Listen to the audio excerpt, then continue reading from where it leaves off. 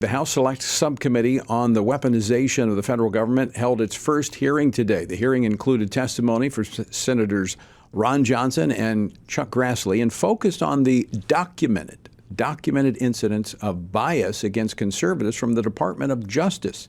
The subcommittee has both subpoena power, the ability to access Intelligence Committee information, and a commitment to follow the truth wherever it leads. Joining me now to discuss this is Congresswoman Harriet Hageman, making her first appearance on Washington Watch since her recent election to Congress. She serves on the Select Subcommittee on the Weaponization of the Federal Government. She represents the state of Wyoming's at-large congressional district. Congresswoman, welcome to Washington Watch. Great to have you. Thank you, Tony. It's wonderful to be here. So tell us about today's hearing. This is a pretty significant committee, by the way, and congratulations on being put onto this committee. Chairman Jim Jordan, longtime friend of mine and tenacious in getting to the facts. I am thrilled to see the work of this committee. Tell us about this first hearing today. Well, it is momentous, and it is an incredibly important committee. We have to get to the bottom of what has been going on with our federal government. And the title or the name of the committee itself, I think, tells exactly what we're looking into. The weaponization of these agencies and the White House, the executive branch, against citizens of this country, primarily focused on differences in political opinion. The conservatives have been being targeted for quite some time. We know what the IRS did with the Tea Party. We know how the IRS was weaponized in order to make it so that our various Tea Party groups could not get the tax-exempt status that they needed to be able to operate. That was only the beginning. Well, maybe it wasn't even the beginning. Maybe that was something that had been going on for quite some time, but that's when we started seeing it being exposed. And that's what this hearing today is about, and what we will continue to do in working on this committee to expose what's going on with the federal government. Senator Johnson is a frequent guest on our program, and I listened to his testimony today, and he made reference to what you just talked about with the IRS. And, you could say, well, that was a one-off. But then he followed up, and some of the stuff that he said, quite frankly, was shocking, that our own government, here's, in fact, Senator Grassley, another longtime friend, guest on this program, both of them saying that the FBI, the federal government, trying to undermine the work that they were doing to try to expose what was happening, in fact, marginalizing and discrediting their work. Both of them gave very powerful testimony. I knew some of the backstory with what they had been doing and what they had been subjected to. But even today, they were only given 10 to 12 minutes to be able to explain in a very succinct form what they've been through and what they've uncovered. And what they discussed is just really shocking in a republic like the United States of America. We always have to remember that the government is only there to protect our natural rights. And the fact that it has been weaponized the way that it has to go after the political enemies of the Democrats is something that should be frightening to everyone. And they exposed today exactly that, what happens when the federal government becomes the enemy of the people. Now, I know you're just getting started. It's a first hearing, but I know you've been preparing for this. This is new. You've come to Washington to serve the folks of Wyoming. Are you surprised at just how bad it is? Even though you knew there was a problem, is it worse than you thought? I think probably in some ways it's going to be, I'm going to find that it's worse than I thought, but I also am heartened by the fact that we're getting the information out there. I have been paying a lot of attention to this for quite some time. As you may know, I'm a water and natural resource and constitutional attorney. So I've been focusing on what the federal government is doing to the great citizens of this country in my practice, in my legal work.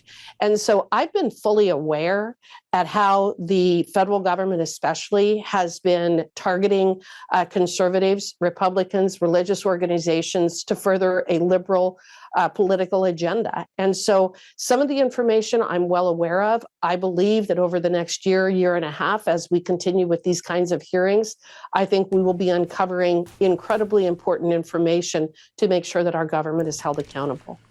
Well, Congresswoman, I think the committee's already having an effect. Yesterday on our program, we had one of your fellow committee members, Dan Bishop, was on the program, and a report, a news article had come out about the FBI and a memo targeting radical traditionalist Catholic ideology. And this came out of the Richmond field office last month, warning that this group was a threat, or groups.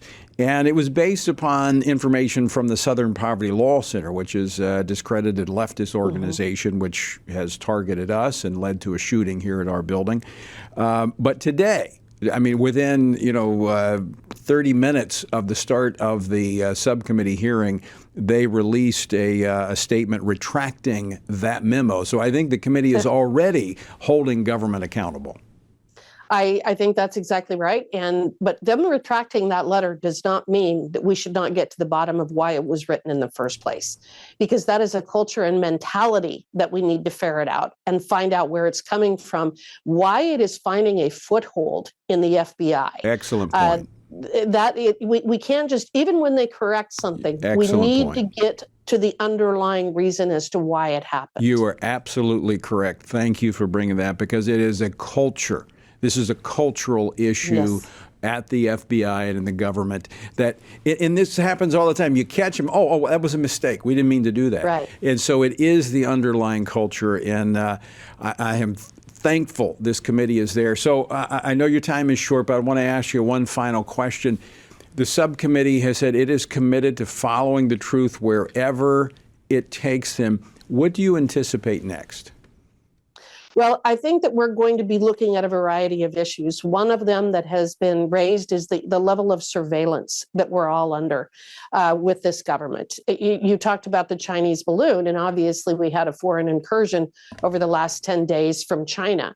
But we also have a federal government that is surveilling us in so many ways, whether it's as something as requiring all livestock producers to use radio frequency identification ear tags. Why would the USDA be trying to impose something like that against our livestock producers?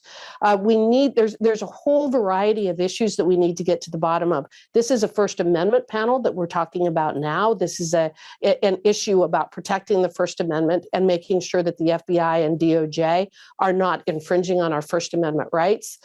First Amendment in terms of freedom of speech, but also freedom of religion, as you just described with the letter that we discussed.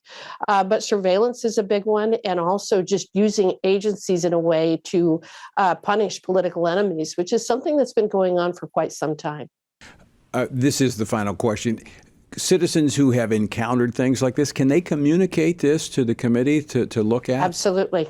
Absolutely. They need to get a hold of the folks that are on that committee. They can get a hold of our individual offices. The information from my office, for example, is on our website. If people have information of things that they have, personal information about ways in which the government is working against the citizens, then we'd like to know that. All right. We'll put a link up to your site on our site. Congresswoman Hageman, thank you so much for joining us. Great to meet you. And again, congratulations on your election.